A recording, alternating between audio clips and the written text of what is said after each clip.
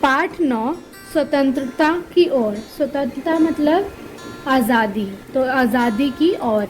धनी को पता था कि आश्रम में कोई बड़ी योजना बन रही है, पर उसे कोई कुछ ना बताता।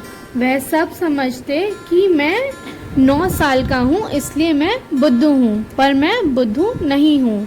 धनी मन ही मन में बड़बड़ाया। धनी कौन है यहाँ पे? एक छोटा सा बच्चा है 9 साल का, और उसे कोई कुछ नहीं बताता क्योंकि वो 9 साल का बुद्धू बच्चा है, ऐसा सबको लगता है, लेकिन वो बोलता है मैं बुद्धू नहीं हूँ। वो अपने मन ही मन में बोलता है। धनी और उसके माता पिता बड़ी खास जगह में रहते हैं, अहमदाबाद के पास महात्मा गांधी के साबरमती आश्रम में। कहाँ रहते हैं लोग? साबरमती आश्रम में। धनी किस किस के साथ रहता है? अपने माता पिता के साथ, जहाँ पूरे भारत से लोग रहने आते थे।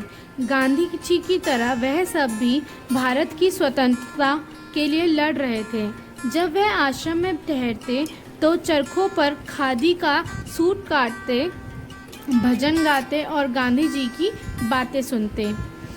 साबरमती में सबको कोई ना कोई काम करना होता था। खाना पकाना, बर्तन धोना, कपड़े धोना, कुएं से पानी लाना, गाय और बकरी का दूध धुलना और सब्जी उठाना। धनी का काम था बिन्नी की देखभाल करना। बिन्नी कौन है यहाँ पर? एक बकरी है जिसको धनी संभालता है। धनी वही 9 साल का बच्चा। बिन्नी आश्रम की एक बकरी थी। धनी को अपना काम पसंद था क्योंकि बिन्नी उसकी सबसे अच्छी दोस्त थी। धनी को उससे बातें करना अच्छा लगता था। उस दिन सुबह धनी बिन्नी को हरी घास खिलाकर उसके बर्तन में पानी डालते हुए बोला, कोई बात ज़रूर है बिन्नी, यह सब गांधी जी के कमरे में बैठकर बातें करते हैं। कोई योजना बनाई जा रही है, मैं सब समझता हूँ। अब ये किससे बात कर रहा था? धनी अपनी बकरी बिन्नी से बात कर रहा था। बिन्नी ने घास चबाते हुए सर हिलाया जैसे कि वह धनी की बात समझ रही हो। धनी को भूख लगी।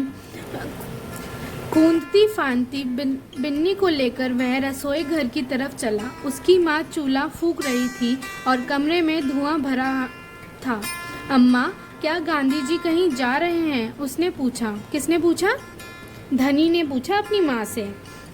खांसते हुए माँ बोली, यह सब यात्रा पर जा रहे हैं। यात्रा? कहाँ जा रहे हैं?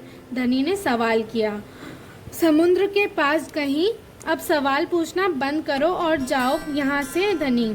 अम्मा जोर से, ज़रा गुस्से से बोली, पहले मुझे खाना पकाने दो। धनी सब्जी की क्यारियों की तरफ निकल गया जहाँ बूढ़ा बिंदा एक बूढ़ा इंसान है जिसका नाम बिंदा है, आलू खोद रहा था। बिंदा चाचा। धनी उनके पास बैठ गया। आप भी यात्रा पर जा रहे हैं क्या? बिंदा ने सर हिलाकर मना किया। उसके कुछ बोलने से पहले ही धनी ने उतावले होकर पूछा, कौन जा रहे हैं? कहाँ जा रहे हैं? क्या हो रहा है?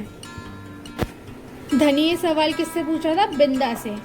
बिंदा ने खोदना रोक दिया और कहा, तुम्हारे सब सवालों के जवाब दूंगा, पर पहले इस बकरी को बांधो।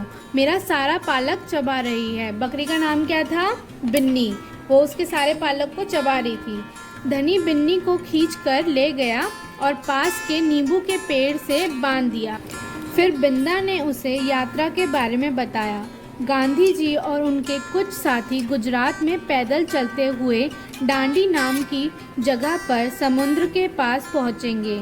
गांवों और शहरों से होते हुए पूरा महीना चलेंगे। डांडी पहुंचकर वह नमक बनाएंगे। नमक? धनी चौंक कर उठ बैठा। नमक क्यों बनाएंगे? वह तो किसी भी दुकान से खरीदा जा सकता है। हाँ, मुझे मालूम है, बिंदा हंसा, पर महात्मा जी की एक योजना है। यह तो तुम्हें पता ही है कि वह किसी बात के विरोध में ही यात्रा करते हैं या जुलूस निकालते हैं, है ना? हाँ, बिल्कुल सही, मैं जानता हूँ। वह ब्रिटिश सरकार के खिलाफ सत्याग्रह के जुलूस निकालते हैं जिससे कि उनके खिलाफ लड़ सकें और भारत स्वतंत्र हो जाए। पर नमक को लेकर विरोध क्यों कर रहे हैं? यह तो समझदारी वाली बात नहीं है। बिल्कुल धनी, क्या तुम्हें पता है कि हमें नमक पर कर देना पड़ता है। कर मतलब टैक्स।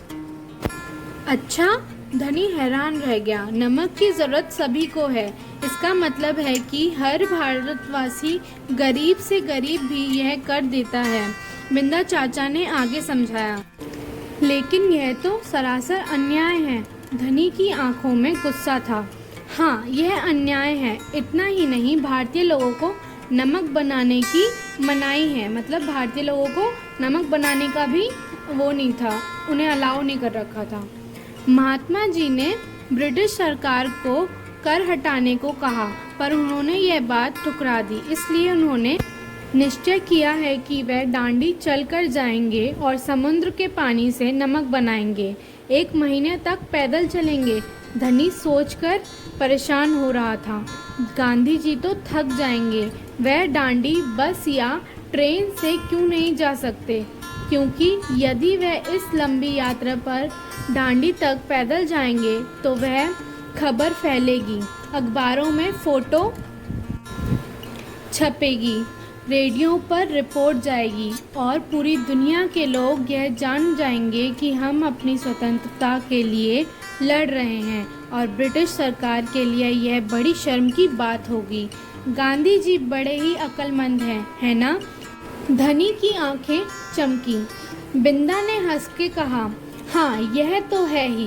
दोपहर को जब आश्रम में थोड़ी शांति हुई, धनी अपने पिता को ढूंढने निकला।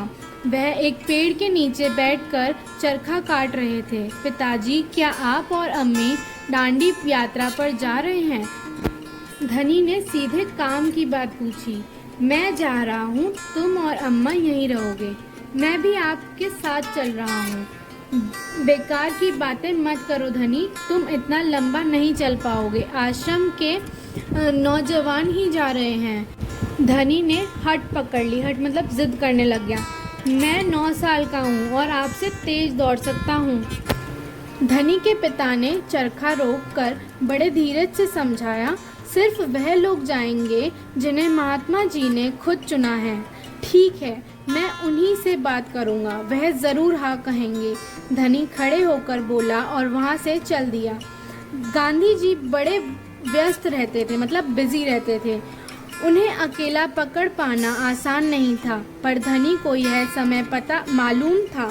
धनी को क्या पता था कि कब गांधी जी फ्री होंगे, जब उन्हें बात सुनने का समय होगा।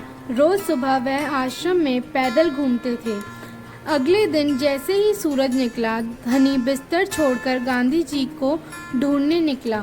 वह गौशाला में गायों को देख रहे थे। फिर वह सब्जी के बगीचे में मटर और बंद गोभी देखते हुए बिंदा से बात करने लगे।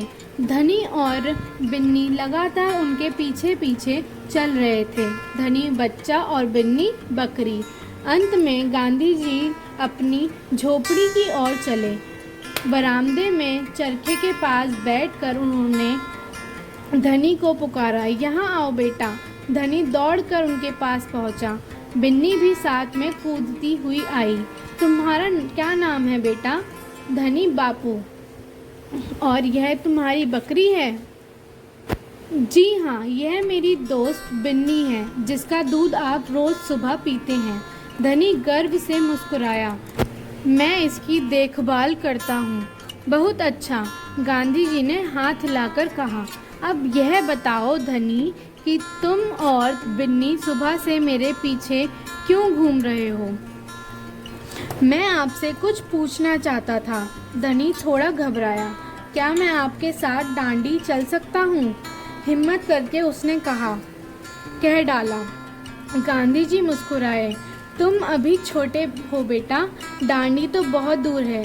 सिर्फ तुम्हारे पिता जैसे नौजवान ही मेरे साथ चल पाएंगे।